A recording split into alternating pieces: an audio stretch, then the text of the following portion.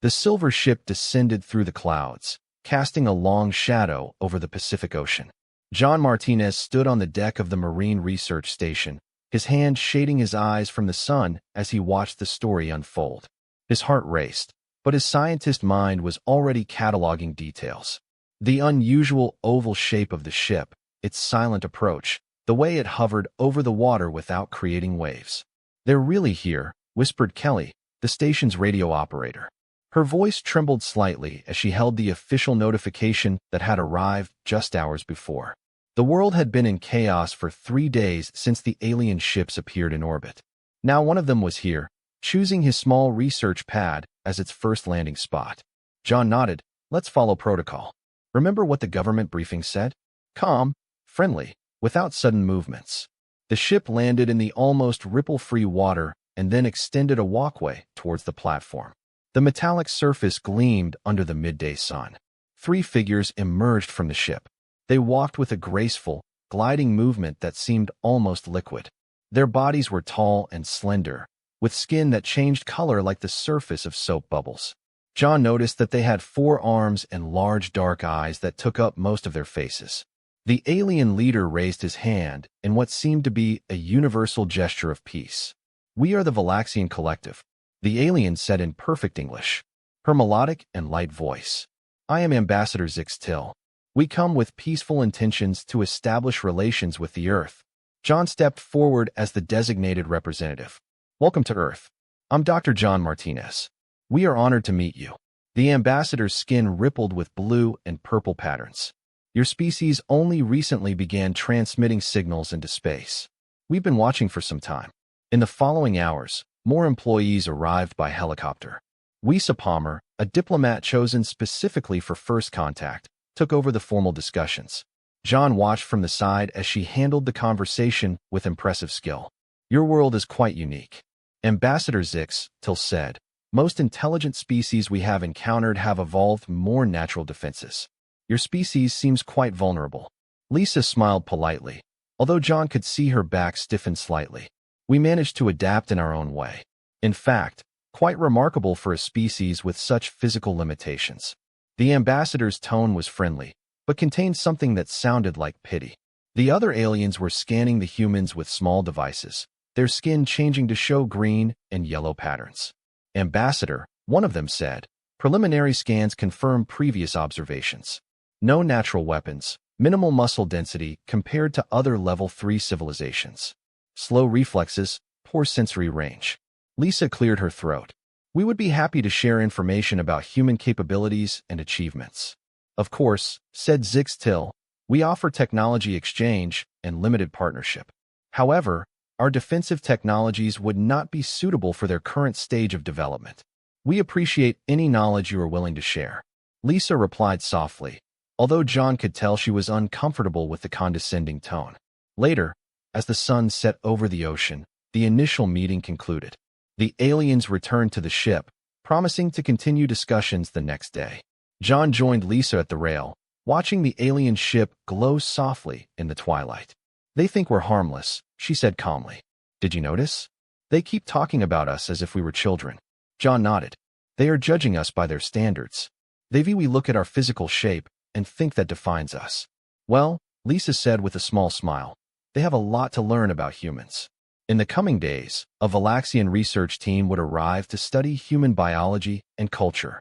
The aliens would continue to view humans as non-threatening, even primitive, but they had much to discover about the world that shaped humanity. A world where creatures far more dangerous than humans ruled for millions of years before people even existed. And John Martinez, who has spent his life studying one of Earth's most perfect predators, wondered what aliens would think when they learned about sharks. A month after first contact, the main Valaxian research team arrived. Their ship was smaller than the ambassadors, but still impressive as it landed near the newly built Alien Relations Center in San Diego. Greg Summers straightened his tie and checked his notes one last time. As a history professor specializing in human civilization, he was chosen to help aliens understand Earth's past. He watched 5 Valaxians glide down the ramp of his ship, their skin glowing with curious patterns of blue and green. "Welcome to the Cultural Exchange Program," said Karen Mitchell, director of the center. "We are excited to start sharing knowledge with you." The lead alien stepped forward. "I am the chief scientist, Krelver.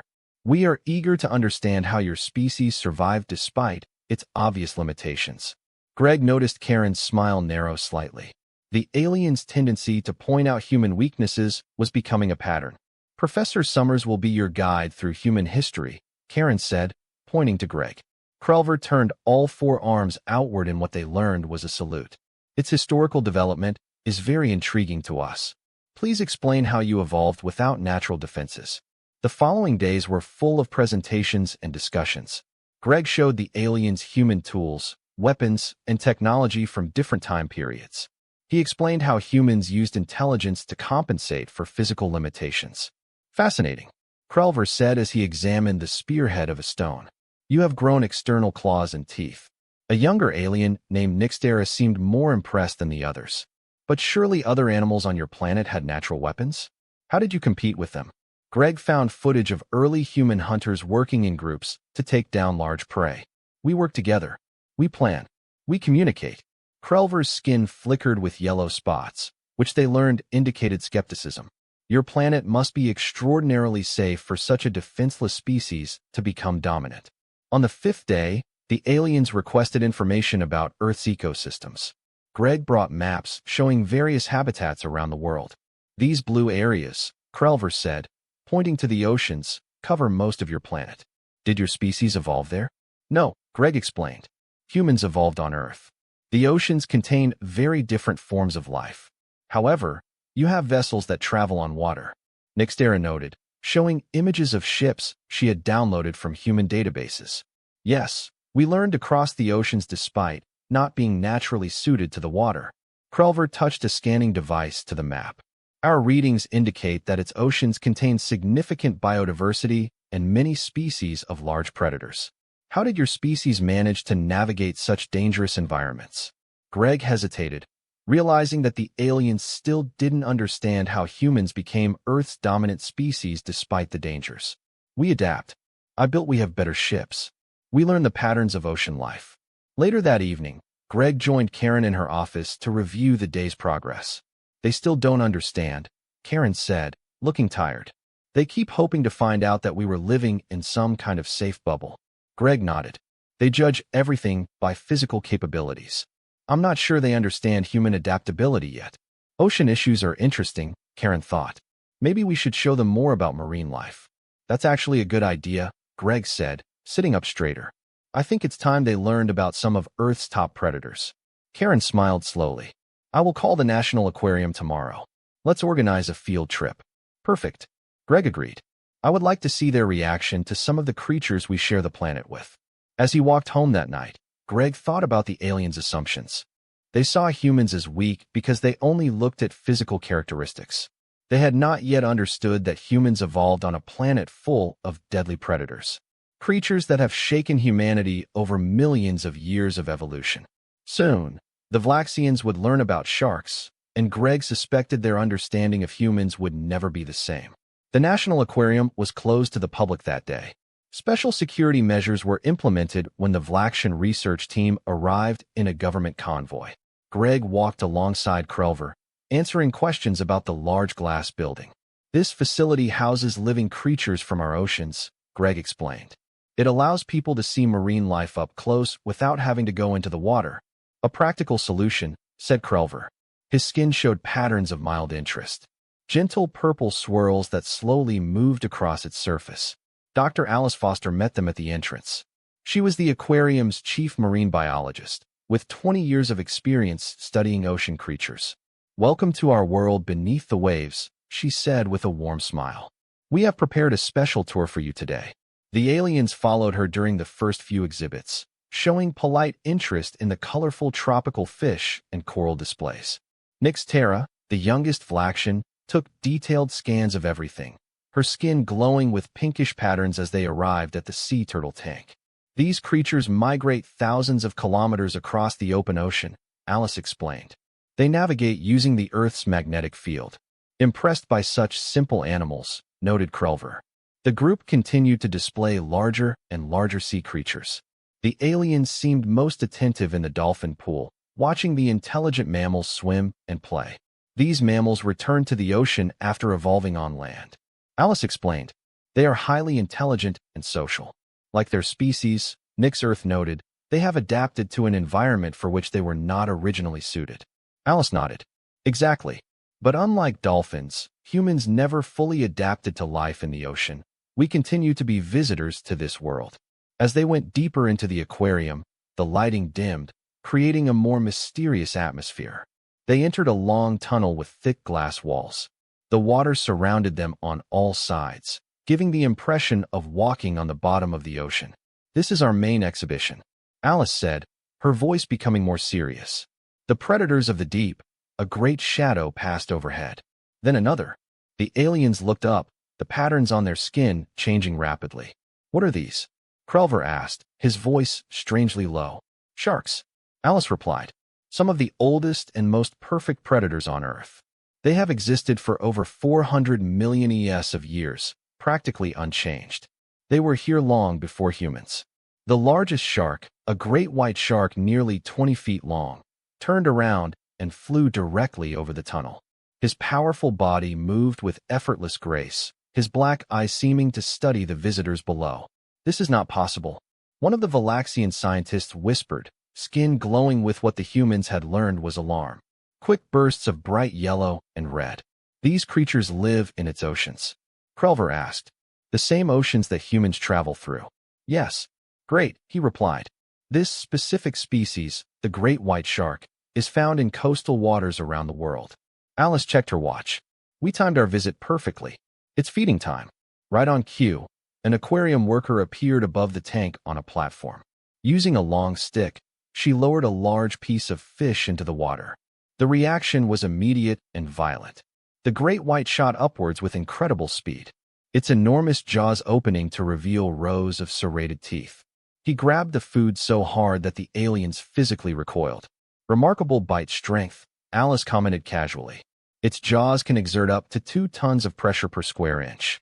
Beside her, a scanning device fell from her hands and fell to the floor. She quickly retrieved it and began frantically reading the sharks. As Krelver started, then had to start again. How do humans survive in a world with such creatures? Greg exchanged a meaningful look with Alice before responding. This is just the beginning, he said. There is much more to show about the predators we evolved with. For the first time since their arrival on Earth, the Valaxians were completely silent. The Valaxian Research Center was buzzing with activity. After their visit to the aquarium 3 days ago, the aliens barely slept. They worked around the clock, downloading information about Earth's oceans and the creatures that lived in them. Krelver stood in the center of the room, surrounded by floating screens that showed images of various species of sharks. His skin flickered with patterns of deep blue and green. The colors that humans learned indicated intense concentration. For 100 million years, he said to no one in particular. These predators have existed on this planet for 400 million years. Frank Doyle entered the research center carrying several fossil specimens. As a paleontologist specializing in marine life, he was invited to participate in the cultural exchange program after visiting the aquarium. I brought what you asked for, Frank said, placing the fossils carefully on a table. Shark teeth from different periods in Earth's history. Nixtra immediately began scanning the fossils. These are remarkably similar to modern specimens, she noted. That's right, Frank explained. Sharks have been so successful as predators that their basic design hasn't needed to change much over millions of years.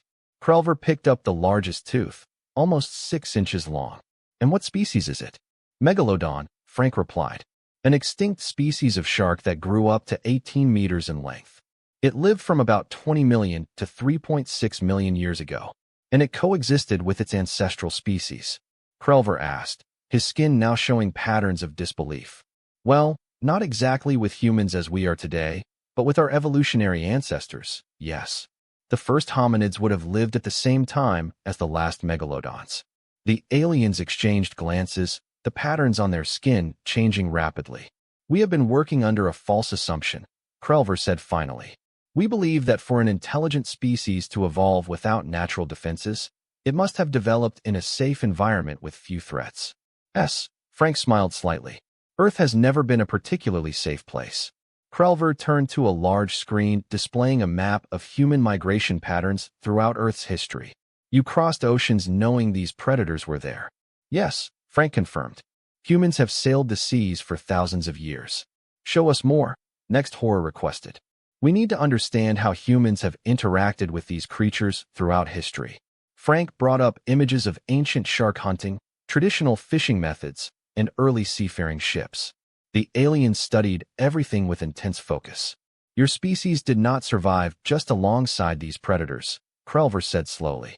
You actively entered their domain, hunted them, used parts of them as tools and ornaments. Humans are adaptable, Frank explained. We learned to respect the dangers of the ocean, but we didn't let fear stop us from exploring it.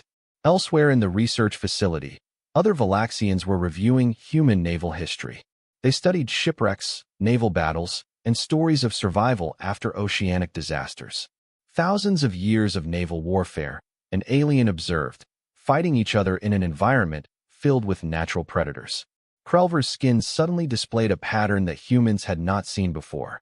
Concentric circles of deep purple pulsing outward from its center. I must contact the collective IMM immediately, he announced. Our assessment of human capabilities requires significant revision. That night, as the aliens continued their research, Ambassador Zix still composed a safe message for the Valaxian homeworld. The message was marked with the highest priority. Request an immediate reassessment of the human wire level. Previous assessment based on incomplete understanding of the terrestrial ecosystem. Humans did not evolve in safe environments as theorized. The planet contains apex predators, exceeding all standards of galactic categorization. Despite physical limitations, humans dominate a world that contains creatures that would classify as extreme threats in any collective world. I recommend caution in all future interactions. Detailed report below. The transmission was sent, traveling faster than light, to the Valaxian homeworld, 20 light-years away. The answer would come soon and change everything in the human-Valaxian relationship. The great Valaxian ship entered Earth's atmosphere with a soft glow, rather than the fiery trail common to human spacecraft. It landed in the designated diplomatic area with precision, its engines barely disturbing the air around it. Susan Rodriguez watched from the observation platform, her face serious. As head of the human diplomatic team, she was surprised by the sudden announcement of the arrival of a high-ranking Valaxian official. Something has changed, she told her assistant. This was not scheduled on our diplomatic calendar. The ship's main door opened, revealing a Valaxian wearing ornate armor that glittered with metallic patterns. Clearly this was not another scientist or cultural ambassador. Admiral Vendrix of the Valaxian Defense Collective announced the translator as the alien approached, here to replace Ambassador Zix, Tilla's chief representative on Earth. Susan stepped forward with a practiced smile. Admiral, welcome to Earth. This is unexpected. The Admiral's skin displayed formal salutation patterns, but Susan noticed subtle differences from the usual Valaxian diplomats. There was tension in Vendrix's movements. Our leadership felt that a military perspective would benefit our growing relationship. Vendrix explained that Ambassador Zix Till was called back for an in-depth briefing. Later that day, Susan met with her team to discuss the sudden change. They have doubled their security, his security advisor noted, and their new personnel are clearly military and not scientists. Something scared them, Susan said. But what? The answer began to emerge the next morning, when Admiral Vendrix requested a meeting on human adaptability in hostile environments. In the meeting room, Vendrix displayed images of sharks, prehistoric predators, and other dangerous Earth creatures. We want to understand how your species views these creatures, said the Admiral. Our scientists tell us that these predators have existed along your evolutionary line for millions of years. Susan nodded. This is correct. Earth has always had dangerous predators, both on land and in the oceans. However, you not only survived, but became the dominant species, Vendrix stated. This is unusual in our experience. The following week, the Valaxians' questions took an unexpected turn. They requested information about human interactions with sharks, specifically how humans hunted, used, and even ate them. Susan arranged for experts to explain various cultural practices involving sharks. The Valaxians watched videos of shark fishing, making shark fin soup, and even making jewelry out of shark teeth. You use the teeth of these predators as decoration. Vendrix asked, skin patterns showing what the humans now recognized as disbelief. Some people do. Susanna confirmed. Shark teeth have been used as tools and ornaments for thousands of years. The most dramatic reaction occurred when the Valaxians learned about cage diving. Humans deliberately entering shark-infested waters, protected only by metal bars. Your people do it for fun. Selric's skin turned almost completely white, a reaction they had never seen before. Some do it for the scientific research, others for the thrill, Susan explained. That night, in her private office, Susan received a call from the president. They requested full access to our military history archives. The president told her, and they want to observe naval training. Exercises. It's the sharks, Susan replied. Since they learned about them, they are reevaluating everything about us. They are trying to understand how we could evolve on a planet with such predators. And how does this change our position? The president asked. Susan struggled for a moment. They no longer see us as harmless. I think they are really starting to fear what humans might be capable of, given our evolutionary background. Is this good or bad for diplomatic relations? I'm still not sure, Susan admitted. But they're definitely taking us more seriously now. In his private quarters, Admiral Vendrix reviewed footage of humans swimming with sharks, handling them during research projects, and hunting them from small boats. The Admiral's skin displayed patterns that no human could have interpreted, the Valaxian expression for a fundamental reassessment of a potential threat. A species that treats these predators as resources, food, and even toys, Vendrix whispered. What kind of world could produce such beings? The intrepid North American cut through the waves of the Pacific Ocean, her gray hull shining in the morning sun. On deck, Captain Eric Bennett observed 3 Valaxian ships approaching. This joint military exercise was quickly organized, with Admiral Vendrix insisting that it would strengthen relations between their species. Eric wasn't fooled. After 20 years in the Navy, he knew a test when he saw one. They want to see what we are capable of, he told his executive director. Make sure our teams are prepared. The Valaxian ships landed on the deck of the aircraft carrier with perfect precision. Ishin, Admiral Vendrix emerged from the lead ship, accompanied by several officers whose skin patterns indicated military rank. Captain Bennett, said the Admiral, we appreciate your willingness to participate in this exchange. Happy to have you on board. Admiral, Eric responded with a smile that didn't reach his eyes. We prepared several demonstrations of naval operations. The day began with routine exercises, helicopter landings, equipment demonstrations, and combat simulations. The Valaxians watched everything with intense focus, their scanning devices recording every detail. Now we will demonstrate water rescue operations, Eric announced as they moved to the starboard side of the carrier. 2 small boats were launched into the water. One of them contained a training dummy representing a person who had fallen into the sea. A team of 6 Navy personnel prepared to enter the water. This area is known for having several species of sharks. Eric explained casually, including the great white sharks that migrate through these waters. Admiral Vendrix's skin flickered with alarmed patterns. Your people enter waters that contain these predators. Of course, Eric replied, we can't let sharks stop us from saving lives. Rescue teams entered the ocean and swam toward the dummy with powerful strokes. They strapped him to a stretcher and efficiently brought him back to the boat. Most impressive, said one of the Valaxian officers, his skin showing patterns of reluctant admiration. After lunch in the officers' mess, Eric took the aliens to the ship's briefing room. Now I'd like to show you some of our special operations capabilities. Video footage played on large screens showing Navy SEALs conducting underwater missions, swimming long distances at night, and operating in extreme conditions. These operators have been specifically trained to work in the most dangerous environments on the planet. Eric explained, including waters where predators are present. One of the Valaxian officers leaned toward Admiral Vendrix, speaking calmly. Etly in your language. The Admiral's skin showed patterns of concern. You deliberately train your military to operate in predator territories.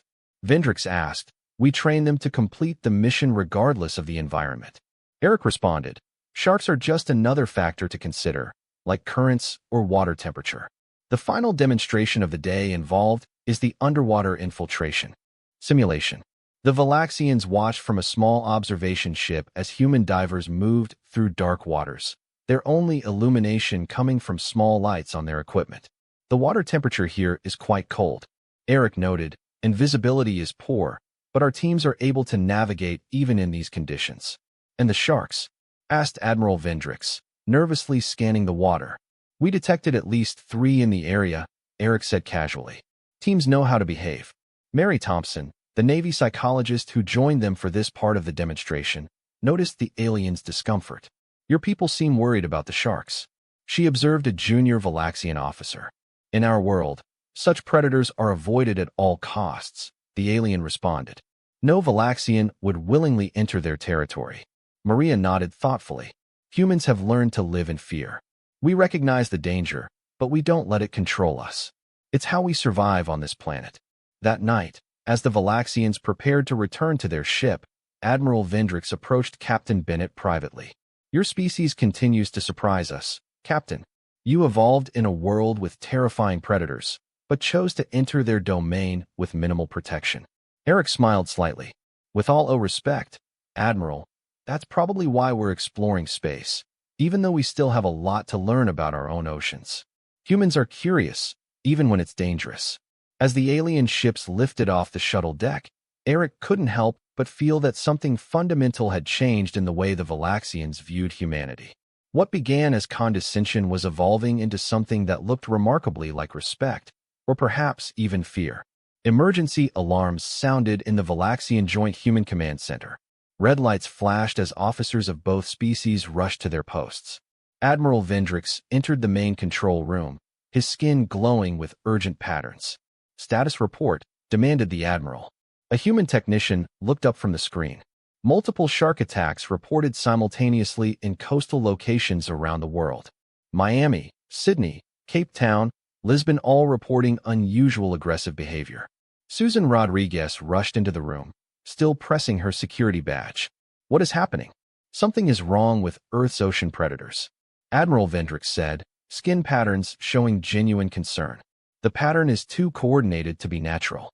On the main screen, news footage showed beaches being evacuated as sharks gathered in unprecedented numbers near the shore. Reports of attacks came in every few minutes. This is not normal behavior, Susan said, watching the footage with growing alarm. Sharks don't deliberately hunt humans like this. Admiral Vendrix's skin suddenly displayed a pattern that Susan had never seen. Rapid pulses of deep red and black. The Admiral turned to a Valaxian officer and spoke quickly in their language. The officer's complexion showed shock before they ran away.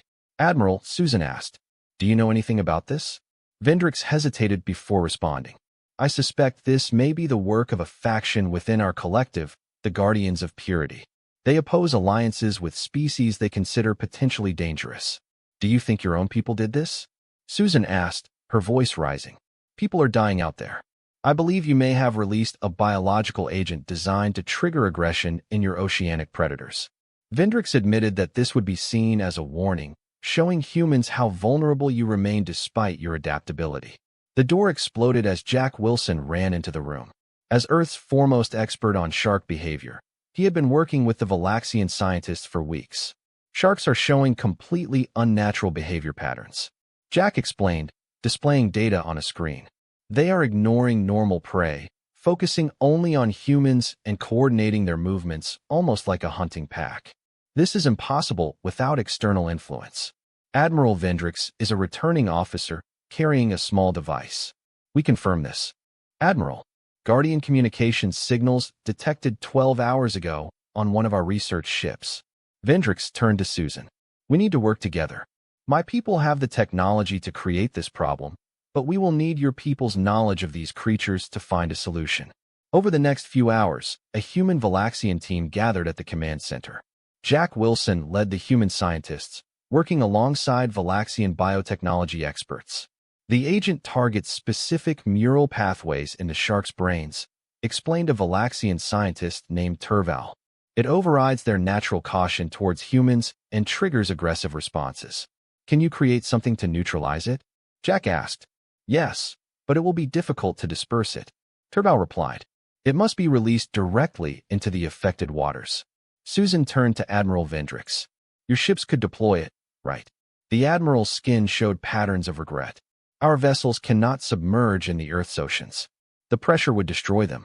So we'll do it, said Captain Bennett, joining them from the naval base. Our submarines and special diving teams can handle the deployment. The waters will be extremely dangerous, Vendrix warned. Affected sharks will specifically target your people. We know, Bennett replied simply, but it needs to be done. As scientists work to create the countermeasure, news feeds show the crisis worsening. Emergency services struggle to rescue people from beaches and boats. Hospital staff have treated dozens of shark attack victims. What impressed the Valaxians most was not just the military response, but how ordinary humans risked their lives to save others. Lifeguards swam into shark-infested waters to rescue stranded swimmers. Coast Guard crews removed people from disabled boats surrounded by aggressive predators. They're not even soldiers. A Valaxian observer noticed skin patterns showing amazement. Even so, they enter the water knowing the danger. 6 hours later, the countermeasure was ready. Submarines and dive teams prepared for deployment to key locations around the world.